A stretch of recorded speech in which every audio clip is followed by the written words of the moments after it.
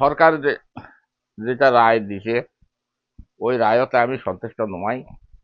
তা যা হোক, যেটাই রায় দিছে সেই রায় এখন তো ২-৩ মাস হয় রায় প্রকাশ করা, এখন পর্যন্ত কোনো কার্যকর নাই।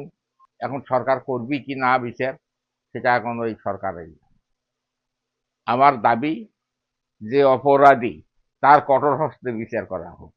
আমার তো অনেক বয়স হয়ে গেছে, এখন সরকারের কাছে আমার আকুল দাবি যে আমি জীবিত থাকার জন্য আমি বিচারটা দেখতে পারি। আমার কাছে এটাই, সরকারের কাছে এটাই আমার দাবি। না, এখনো বাস্তবায়ন হয় নাই।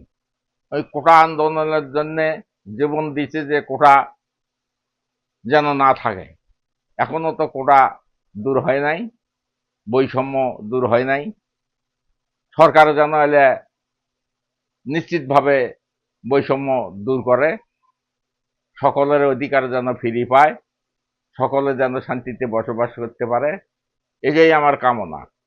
আমি চাই না যে আমাকে ১ কোটি টাকা দেখে আমি বসে বসে খাবো, ছেলে আমি চাই না। দেয় ১০ জন শান্তিতে থাকে, শান্তিতে বসবাস করতে পারে, শান্তিতে ঘুমাইতে পারে, সকলের অধিকার নিয়ে যেন শান্তিতে বসবাস করতে পারে।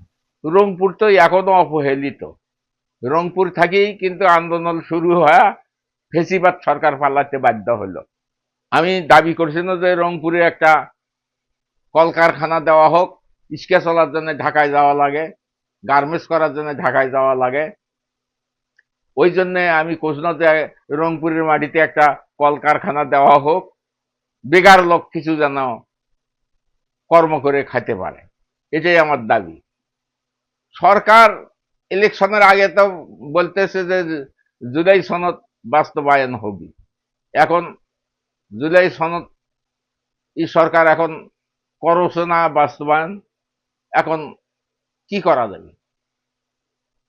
সরকার যেন বাস্তবায়ন করে, সবার অধিকার আদায় হয়, যেন সবাই শান্তিতে বসবাস করে।